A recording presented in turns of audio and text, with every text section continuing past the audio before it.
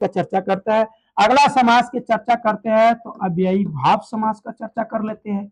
अव्ययी भाव समास, अब इसके बारे में बुआ जी एगो तो वो अव्ययी भाव है, ये है, लेकिन अव्ययी भाव समास का तरीका और बोध होगा।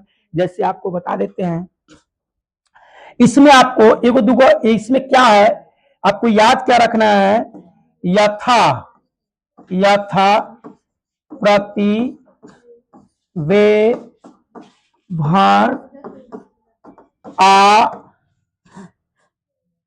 यथा प्रति वे भर आ से अगर कोई शब्द बन रहा है, इसमें भी आप जाइएगा, ध्यान से देखिए, थोड़ा भी स्किप नहीं करना है।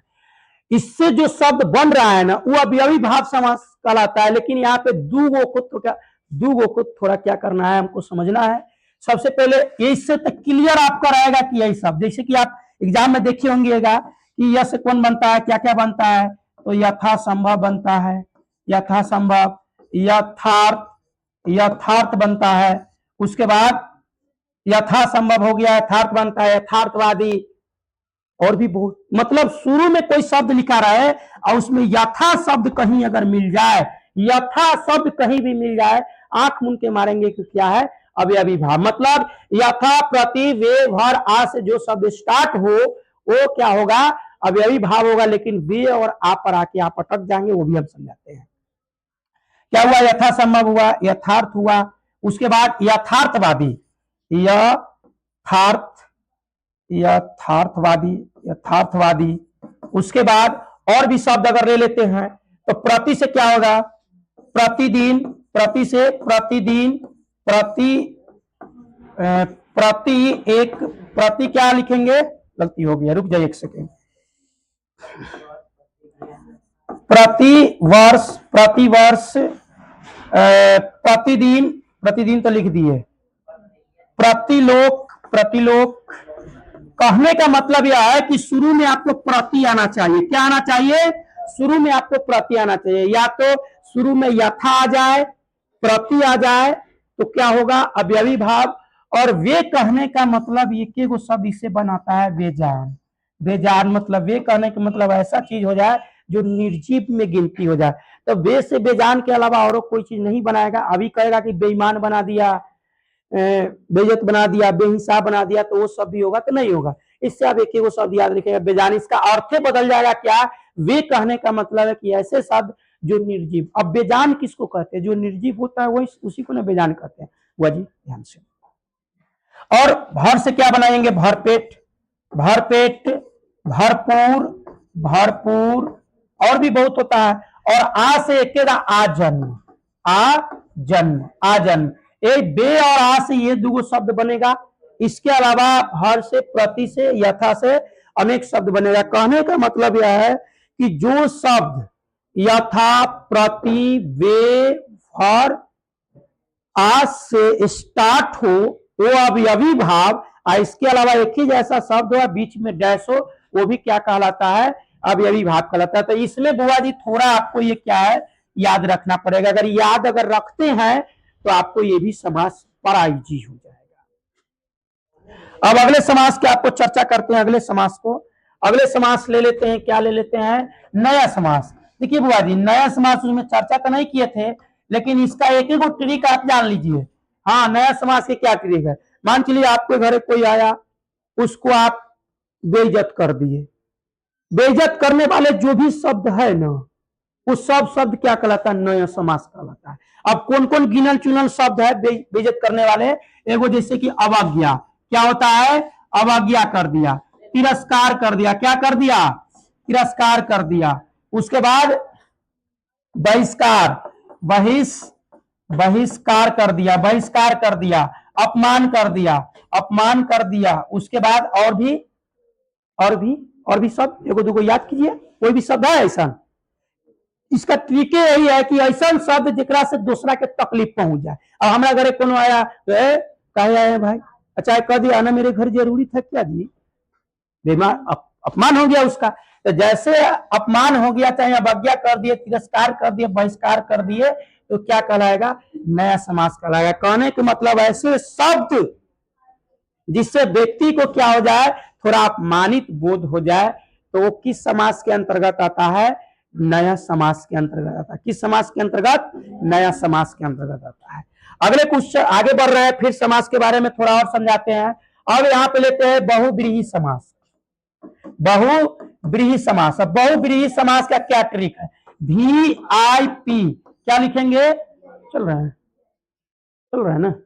ठीक है। VIP भगवान। हाँ हेलो, जैसे कोई कोई लोग भी होता है VIP, कोई कोई भगवान भी होता है VIP, very very important person. क्या? वेरी वेरी इंपोर्टेंट पर्सन भगवान भी है। तो भगवान में एक एक बात याद रखिएगा, बहुव्रीहि में वह होगा कि कोई ऐसे सब भगवान डायरेक्ट क्लियर ना कहे। जैसे कि मान के चलो गांव घर में आप लोग देखे होइएगा कि किसी व्यक्ति का नाम नहीं लेता है, लेकिन अगर कोई ऐसा बात बोल देता है तो सीधे छनाक से उठता है, सीधे मार बजा देता है। तो ऐसा ही है, यहाँ पे किसी भगवान का नाम नहीं लेंगे, लेकिन उन्हीं का बोध हो जाएगा। तो ये जैसे अगर मान के चलिए हम दशानन कह दिए, दशानन, दशानन कहने के मतलब मन में क्या आया? कौन आया? रावण। दशानन कहने के मतलब मन में रावण आया। तो ये भी हम लोग भले जो भी कुछ कह, लेकिन लंकावासी के लिए तो भगवान ही है ना, लंकावासी इन्हीं का पूजा करते हैं। तो अपने अपने जगह पर ये भी एक भगवान थे। तो दशानन कहने के मतलब रावण आया, तो दशानन कौन शब्द होगा? बहुव्रीहि समास। अगर हम लिख दिया चक्रपाणी, चक्रपाणी लिख दिया तो कौन समास होगा बुआ जी? चक्रपाणी से किनका बोध जाता है? विष्णु भगवान। नाम उनका नहीं ले रहा है, लेकिन बोध उन्हीं का हो रहा है। तो ऐसे ऐसे शब्द जिनका नाम न ले, लेकिन बोध कोनो न कोनो भगवान का हो जाए, और जिसके जैसा दुनिया में कोई और ना हो, वो अपने आप में क्या हो? सर्वश्रेष्ठ हो, तो क्या कहलाएगा? बहुव्रीहि समास। अगर मान के चलो यहां कर दिए नीलकंठ, हेलो बताइए कौन होगा? नीलकंठ शंकर जी, विषधर बाबा शंकर जी, मिर्गा छाल वाला बाबा शंकर जी। शंकर जी के और भी बहुत नाम है, गांव घर में तो और भी भोले बाबा शंकर जी। तो ऐसा सब नहीं रहेगा, लेकिन जो शब्द किताबी भाषा में जो दिया गया है वही सब रहेगा। तो नीलकंठ आपको कौन हो गया? उसके बाद यहाँ पे देखो तो ये बताओ किनका बोध हो रहा है? बिना बिना पानी अगर बोल दिए तो क्या हो जाएगा? सरस्वती मैया। उसके बाद और भी, कहने का मतलब मेरा यह हुआ कि कोई ऐसा शब्द ले ले जिससे कोई बड़े भगवान का बोध हो जाए। हाँ याद रखिएगा, इसमें आदमी का बोध नहीं होगा, हमेशा भगवान का बोध होगा। तो इसको देख के क्या कहेंगे आप? बहुव्रीहि समास है। हाँ अगला लेते हैं, और भी बहुत शब्द है। अगला लेते हैं तत्पुरुष समास। तत्व पुरुष समास ले लेते हैं। तत्पुरुष समास कौन कौन है? इसका एक एक चीज आप लोग व्याकरण पढ़े होंगे, तो उसमें क्या पढ़े होइएगा कि वो शब्द होता है कि अनेक शब्दों के बदले एक शब्द, पढ़े है ना? तो यहाँ पे छोटा शब्द दिया रहेगा, उससे थोड़ा बड़ा बनाया जा सकता है। ऐसे शब्द जो होगा वो तत्पुरुष होगा। जैसे देखिए कुछ कुछ हम शब्द लेते हैं, यहाँ पे लेते हैं कामचोर ले लिए। तो कामचोर कहने के, कामचोर किसे कहेंगे? जो काम से जी चोराए उसे कामचोर कहेंगे। मान चलो तुमको कोई आदमी कोई काम कर रहा है, तो भर दिन बहाना करके इधर उधर भाग रहा है, तो उसको क्या कहता है गांव घर में? उसको कहता है कि ये लड़का क्या है? कामचोर है, ये लड़का कामचोर है। तो कामचोर कौन शब्द होगा? तत्पुरुष। वनवास, वनवास इसका मतलब क्या होता है? वन में वास करने वाले को वनवास कहते हैं। छात्रावास, छात्रावास, छात्र जहां वास करते हैं उसे क्या कहते हैं? छात्रावास। सबसे बड़ा बड़ा शब्द बन रहा है राजपूत। राजपूत मतलब राजा के लड़के को क्या बोल रहे हैं? राजपूत बोला जा रहा है। उसके बाद और भी है, और भी इसमें चिरीमार, चिरीमार। अगर चिरीमार अगर बोला गया, इसका मतलब है कि चिड़िया के मारने वाले को चिरीमार बोलते हैं। क्या? तो समझाना क्या चाह रहे हैं कि कोई छोटा शब्द दिया रहे, लेकिन उससे थोड़ा बड़ा शब्द बनाया जा सके, तो ये क्या कहलाएगा? तत्पुरुष समास के अंतर्गत आता है। अनगिनत समास है। तत्पुरुष समास जो है ना, अनगिनत है। अब ये 2 4 थोड़ी है, लेकिन एक बात याद रखिएगा, इस वीडियो में हम जो जो शब्द का प्रयोग कर रहे हैं, अधिकतर रूप से ये परीक्षा में पूछता है। एक है कर्मधारय समास। क्या है? कर्मधारय, कर्मधारय समास, कर्मधारय समास है। इसका एक ही ट्रिक क्या है बुआ जी? इसका एक ही ट्रिक है कि इसमें कुछ विशेषता का बोध हो जाता है। इसमें क्या है? कुछ विशेषता का बोध हो जाता है, तो ये कर्मधारय कहलाता है। जैसे यहाँ पे शब्द लिखा गया है युवक, और युवक के पीछे अगर लगा दिए नव, तब युवक का क्या विशेषता बता दिया कि युवक कैसा है? नव युवक है। अगर मान के चलिए यहाँ पे नयन लिखा गया है, नयन लिखा गया है, लेकिन अगर पीछे इसके लगा दिए कमल नयन, तो नयन कैसा है, कमल के फूल के समान है। इसके बाद मेरी कहने का मतलब यह है कि आपको कोई भी ऐसा शब्द है जिसमें कुछ न कुछ विशेषता का जब बोध हो जाए तो कौन समास कहलाएगा, वो कहलाएगा बहुव्रीहि कर्मधारय समास। तो इस तरीका से आप 90% क्वेश्चन आप एग्जाम में सही कर सकते हैं और ये ऑब्जेक्टिव सही होगा।